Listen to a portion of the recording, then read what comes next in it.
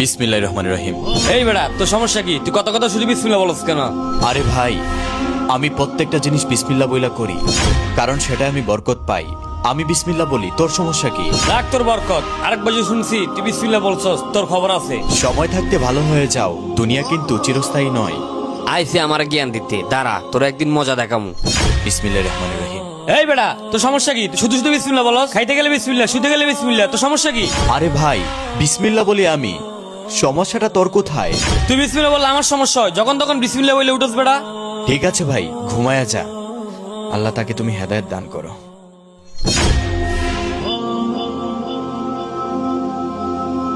শাহেদ, জি ভাইয়া। এই ফোনটা তোমার হেফাজতে রাখো, তোমার বাবির জন্মদিনে উপহার দিব। ঠিক আছে ভাইয়া। এই নাও। আচ্ছা ভাই, আমি রেখে দিচ্ছি। এই তো আজকে তোমার বিসমিল্লাহ খাইয়া দিম, আজকে তোমার সুরমানা দিম, খবর আছে তোমার। ভাই আমার কাছে বিশ্বাস করে ফোনটা দিয়েছে, এইটা এখানে রেখে দিই। বিসমিল্লাহির রহমানির রহিম।